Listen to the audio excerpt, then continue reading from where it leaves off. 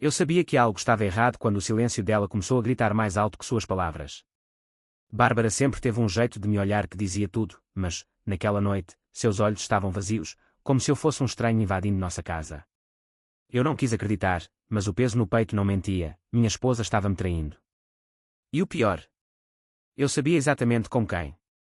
Eu sou Luciano, tenho 37 anos, e passei os últimos 15 deles construindo uma vida com Bárbara. Éramos aquele casal que todo mundo achava perfeito, casa própria em um bairro tranquilo de Lisboa, 2 carros na garagem, viagens de fim de semana para o Algarve. Eu era gerente de projetos em uma empresa de tecnologia, ela trabalhava como designer gráfica freelancer. Vivíamos bem, ou pelo menos eu achava que sim. Mas a verdade tem um jeito cruel de se revelar, e a minha veio na forma de uma mensagem no celular dela, que vi por acidente enquanto ela tomava banho. Te encontro amanhã, amor. Não esquece de apagar as mensagens. O remetente. André, meu melhor amigo desde a faculdade. O choque inicial foi como um soco no estômago. André, o cara que esteve no nosso casamento, que me ajudou a carregar caixas na mudança, que ria comigo nas churrascadas de domingo. Ele e Bárbara. Como eu não vi. Como fui tão cego. Passei noites em claro, fingindo que dormia ao lado dela, enquanto minha cabeça girava com perguntas. Por quê? Quando começou? O que eu fiz de errado? Mas, aos poucos, a dor deu lugar a outra coisa, raiva. Não era só raiva deles, era raiva de mim mesmo por ter confiado tanto, por ter me entregado a uma vida que, agora, parecia uma mentira. Decidi não confrontá-los. Não ainda. Confrontar seria fácil, gritaria, xingaria, talvez até socasse André. Mas isso não seria suficiente. Eu queria que eles sentissem o peso do que fizeram, que pagassem um preço que não esquecessem. Então, comecei a planejar. Não era vingança por ódio puro, era por justiça. Por mim. Por tudo que eu tinha sacrificado. Primeiro, precisei entender até onde ia a traição. Passei semanas observando, coletando pistas como um detetive obcecado. Bárbara começou a sair mais, dizendo que eram reuniões com clientes. André, por outro lado, aparecia menos em casa, sempre com uma desculpa esfarrapada. Trabalho, Lúcio, tu sabes como é. Eu sabia, sim. Sabia que ele estava mentindo na minha cara. Uma noite, segui Bárbara até um café no Chiado. Lá estava ele, André, segurando a mão dela como se fosse a coisa mais natural do mundo. Meu sangue ferveu, mas me contive. Tirei fotos com o celular, escondido atrás de uma esquina. Aquelas imagens seriam úteis. O plano começou a tomar forma. Eu tinha aprendido uma coisa na minha carreira: o controle está nos detalhes. Nosso patrimônio era considerável: a casa, os carros, uma poupança gorda, investimentos em ações. Tudo isso estava em nosso nome, mas eu tinha mais acesso, já que sempre cuidei das finanças. Bárbara nunca se interessou por números, confiava em mim cegamente. Ironia, não é? Ela confiava em mim enquanto traía minha confiança. Decidi que usaria isso a meu favor. Comecei liquidando os bens. Primeiro, vendi o carro dela, um SUV que ela adorava. Disse que era para investir em algo maior. Ela nem questionou. Depois, coloquei a casa à venda. Contratei uma imobiliária discreta e disse que era uma surpresa para Bárbara, que estávamos planejando uma mudança para um lugar melhor. O corretor, um sujeito chamado Miguel, não fez perguntas. A casa foi vendida em 2 semanas, por um valor abaixo do mercado, mas eu não me importava. O dinheiro foi para uma conta que só eu acessava, em um banco diferente. Enquanto isso, mantive a fachada. Sorria para Bárbara, perguntava sobre o dia dela, fazia jantar. Cada gesto era uma máscara, e eu me odiava por isso, mas a raiva me mantinha focado. André ainda aparecia de vez em quando, todo amigável, como se nada estivesse acontecendo. Eu o cumprimentava, oferecia uma cerveja, ria das piadas dele. Mas, por dentro, eu estava contando os dias. O próximo passo foi mais arriscado: as dívidas. André tinha um negócio próprio, uma pequena agência de publicidade que mal se sustentava. Eu sabia disso porque ele vivia pedindo conselhos financeiros.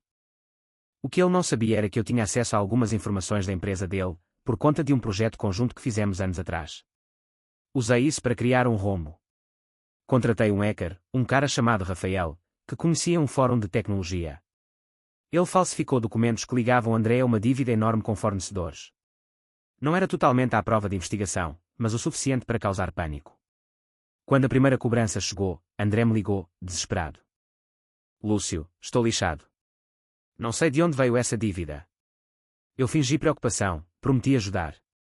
Enquanto isso, Bárbara começou a perceber que algo estava errado. Por que vendeste o meu carro, Luciano? E a casa?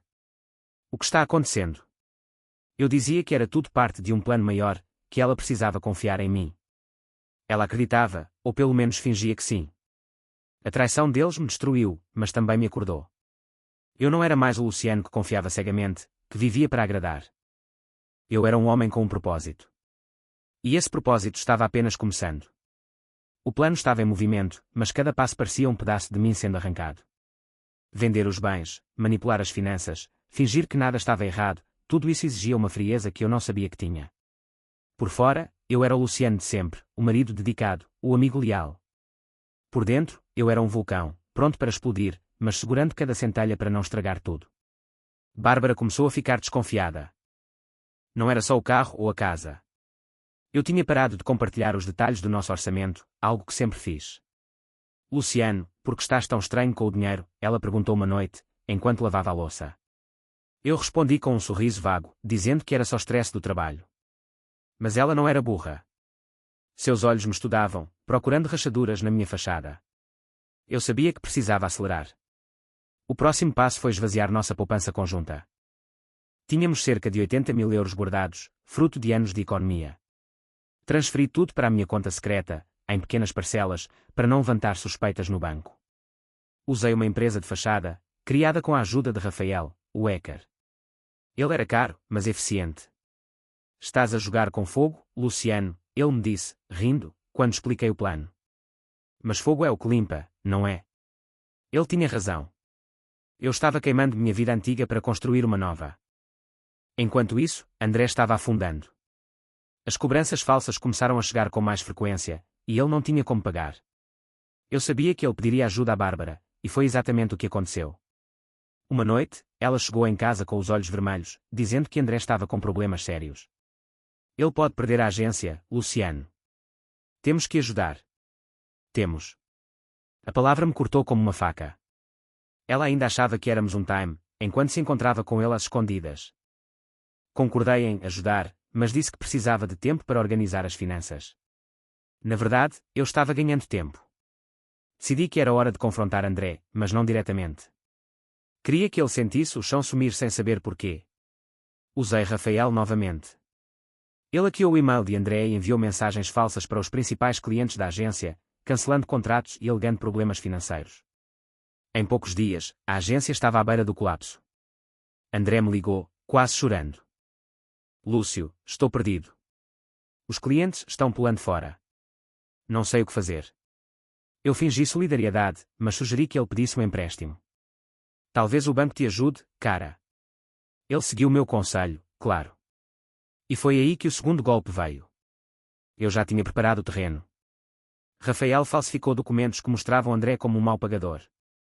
Quando ele tentou o empréstimo, o banco recusou. Ele estava preso, sem saída, e Bárbara começou a se desesperar junto com ele. Luciano, temos que fazer alguma coisa. Ele é nosso amigo. Ela não sabia que eu já tinha feito tudo. Cada passo, cada detalhe, estava calculado. Mas nem tudo era tão simples.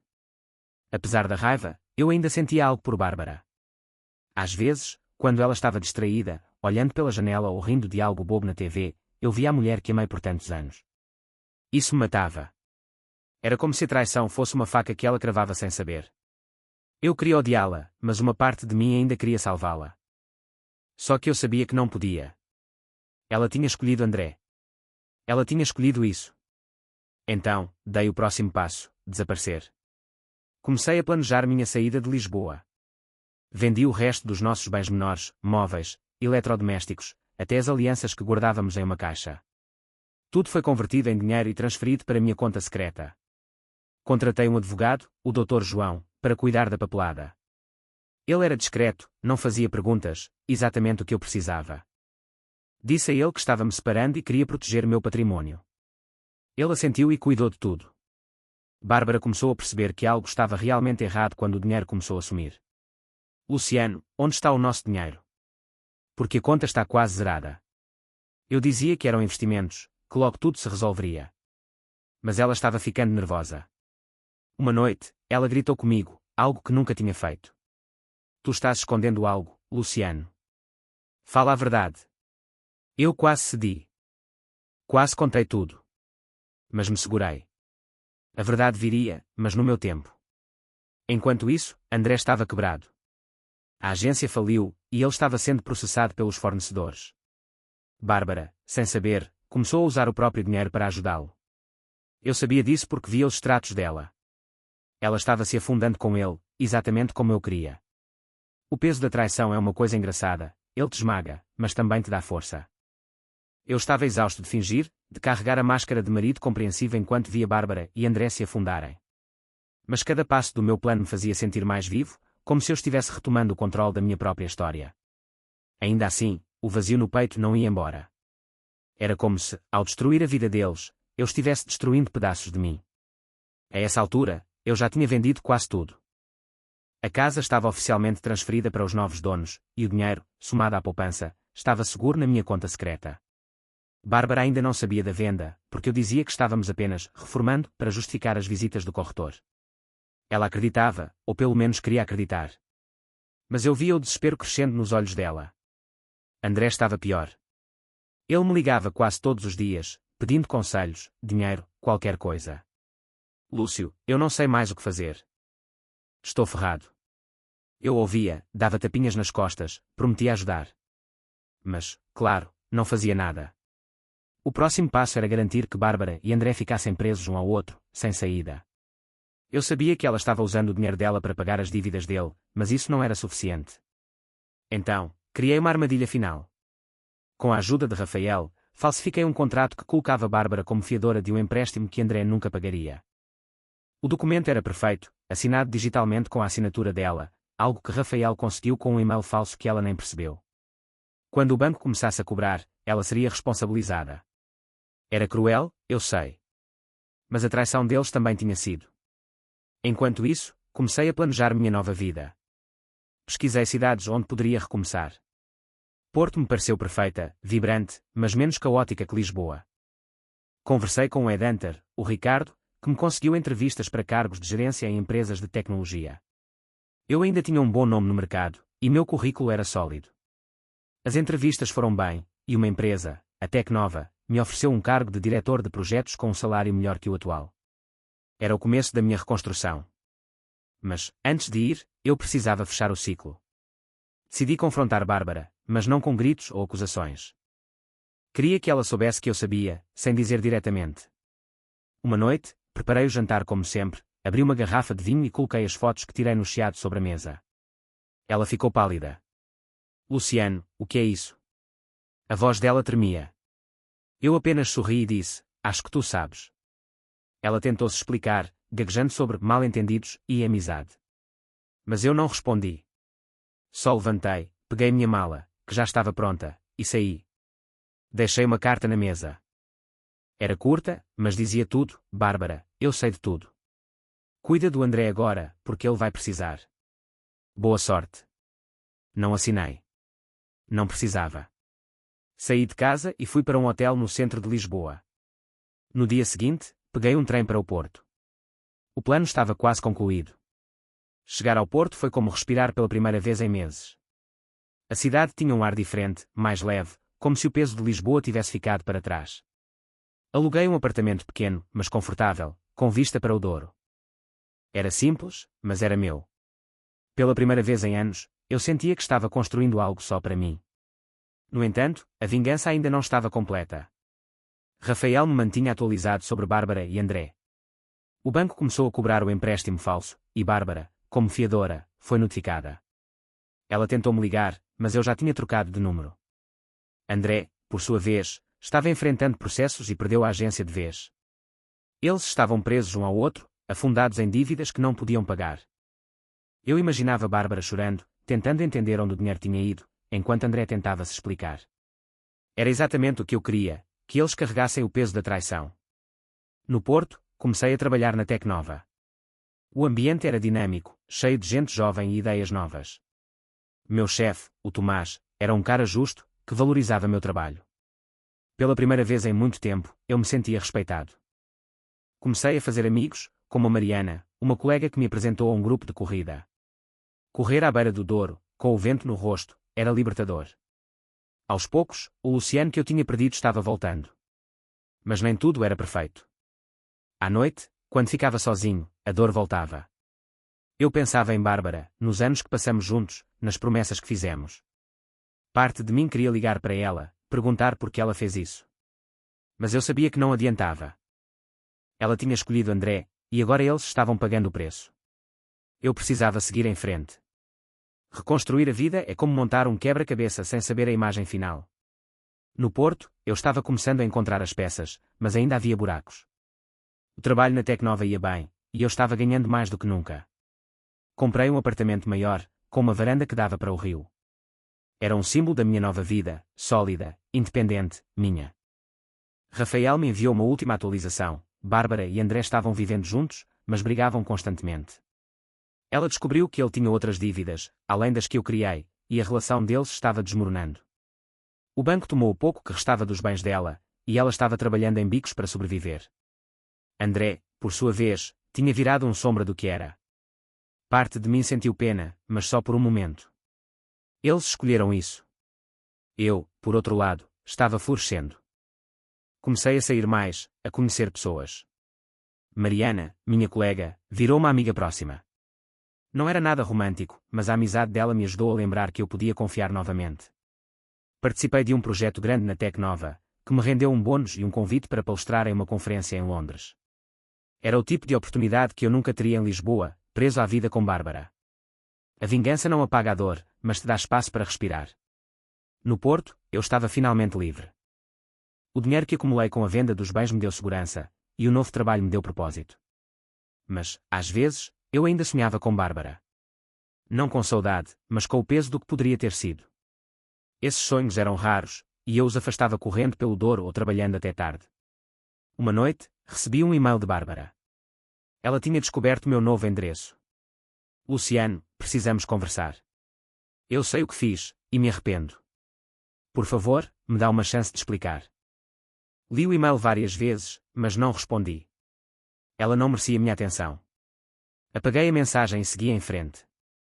No trabalho, fui promovido a diretor sénior. A Tecnova estava crescendo, e eu era parte disso. Comecei a viajar mais, conhecendo novas cidades, novas pessoas. Em uma dessas viagens, conheci a Clara, uma arquiteta que trabalhava em um projeto parceiro. Não era amor à primeira vista, mas havia algo nela, uma sinceridade que me fazia querer conhecê-la melhor. Não forcei nada. Pela primeira vez, deixei as coisas acontecerem naturalmente. Olhar para trás é perigoso, mas às vezes necessário. 2 anos depois de deixar Lisboa, eu era um novo Luciano.